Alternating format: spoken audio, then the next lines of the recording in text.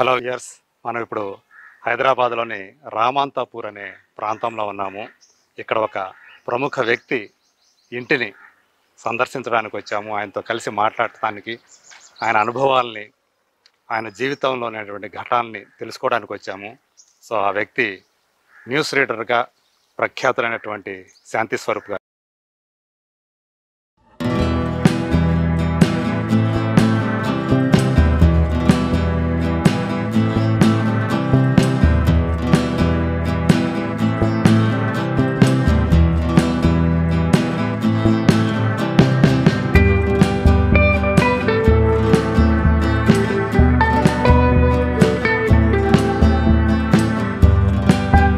1983లో ఆయన న్యూస్ రీడర్గా తన ప్రస్థానాన్ని ప్రారంభించి 2 దశాబ్దాలకు పైగా తన గాత్రంతో ఆ న్యూస్ అందించి ప్రజలకు ఎప్పటికప్పుడు ఆ వార్తల ద్వారా ఆయన చేరువయ్యారు.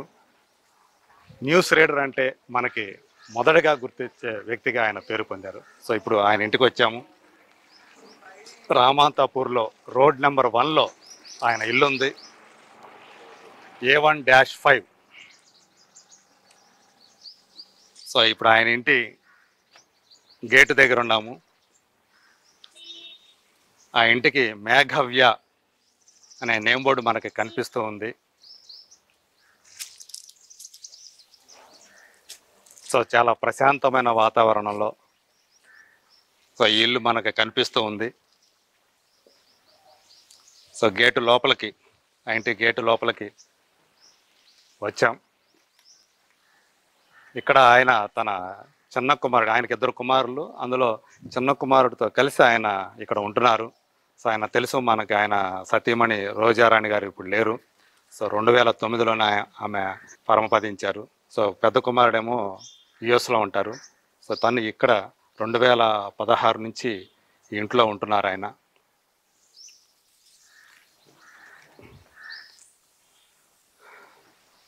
సో ఇల్లు కూడా ఆయన అభిరుచికి తగ్గట్టే మనకి కనిపిస్తుంది. ఆవరణ అంతా కూడా ఒక పక్క స్టైర్ కేసు.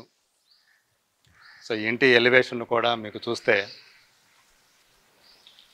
ఆయన అభిరుచిని ప్రతిబింబించేటట్లు మనకు కనిపిస్తూ ఉంది. సో ఇది శాంతి స్వరూప్ గారి కారు, హోండా కారు. సో అలా మనం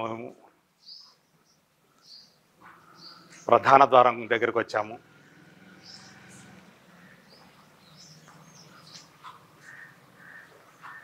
ఇక్కడ కూడా పూల కుండీలతోటి, ఇవి కూడా ఆయన అభిరుచి తగ్గట్టే మనకి కనిపిస్తూ ఉన్నాయి.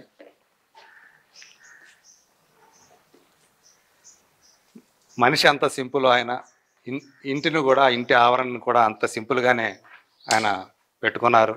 సో ఇది ప్రధానమైన హాలు. ఆ హాలులో శాంతి స్వరూప్ గారు కూర్చొని ఉన్నారు. ఆయన కుర్చీ అయింది. సో ఇటు పక్క మొదట చూస్తే ఎడమ పక్కన పూజ గదిలాగా పెట్టుకున్నారు. సో పైన అందులో దేవుళ్ళ దేవతా విగ్రహాలతో పాటు తన ధర్మపత్ని రోజారాణి గారి ఫోటో కూడా మనకు కనిపిస్తూ ఉంది అక్కడ.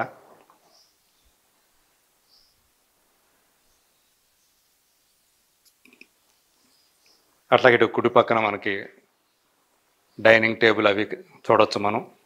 డైనింగ్ టేబుల్ అవతల కిచెన్ ఉన్నాయి. మీ గోడల మీద కూడా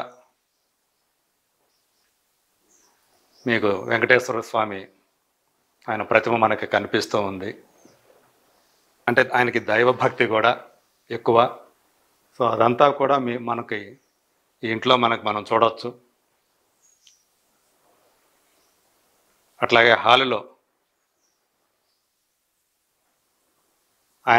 ఆయనకు సంబంధించినటువంటి, అలాగే ఆయన సతీమణి రోజారాణి గారికి సంబంధించినటువంటి, అలాగే వాళ్ళ మొత్తం ఫ్యామిలీకి సంబంధించినటువంటి ఫోటోలన్నీ కూడా ఈ షెల్ఫుల్లో మనం చూడవచ్చు. రోజారాణి గారు మంచి నర్తకి. సో ఆమె ట్రైన్డ్ డ్యాన్సర్ ఆమె. అట్లా ఆమెకు సంబంధించిన ఆమె డ్యాన్సర్గా ఉన్నటువంటి ఫోటోలు కూడా మనం ఇక్కడ ఈ గోడల మీద మనం చూడవచ్చు. సో పెద్ద కుమారుడికి పెళ్ళయి ఆయనకి 2 కుమారులు.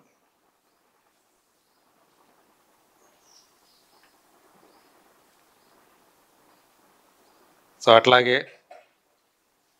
ఇక్కడ వినాయకుని విగ్రహం మనం చూడొచ్చు. రోజు ఆయన ఇక్కడ కూర్చొని టీవీని ఇక్కడి నుంచి వీక్షిస్తూ ఉంటారు. సో ఒకప్పుడు తను ఏ టీవీ ద్వారా అయితే, ఏ మాధ్యమం ద్వారా అయితే ప్రజలకు చేరువయ్యారో ఆ మాధ్యమంలో వచ్చినటువంటి ఆ మార్పుల్ని చూస్తూ గమనిస్తూ సో ఆయన కూడా ఆనందిస్తూ ఉన్నారు. సో ఇదంతా కూడా ఆయనకు సంబంధించిన ఒక ప్రపంచం అని మనం చెప్పుకోవచ్చు. అట్లాగే ఒక పక్కన ఇది 3 బెడ్రూమ్ ఇల్లు. సో ఒక పక్కన ఒక డ్రాయింగ్ రూమ్ కూడా ఉంది. ఇందులో కూడా మనం ఆ వెంకటేశ్వరుని నిలువెత్తు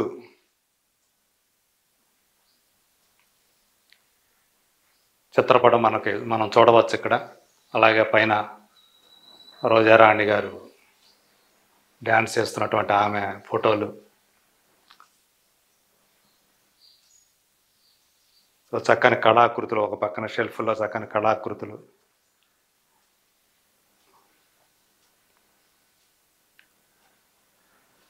సో ఇదంతా కూడా అటు ఇంటి ఆవరణ కానివ్వండి, ఇంటి లోపల కానీ మొత్తం కూడా శాంతి స్వరూపు గారి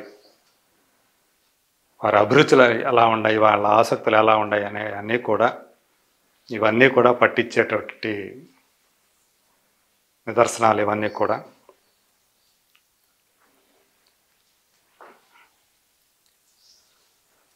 నమస్కారం శాంతి స్వరూప్ గారు. నమస్కారం. సో ఈ ఇంట్లో మీరు ఎప్పటి నుంచి ఉంటున్నారు సార్ ఇక్కడ నుంచి? ఇది కట్టింది 2004 అలా అవుతుంది. ఓకే. నేను 2009 తర్వాత వచ్చాను ఇక్కడికి 2009 తర్వాత వచ్చారు. అంటే టీవీ కాలనీ అని పెట్టారు కదా, అప్పుడంటే ప్రభుత్వం ఇక్కడ దానికోసం దూరదర్శన్లో పనిచేసే వాళ్ళందరూ చాలా ఏళ్ల క్రితం. ఓకే.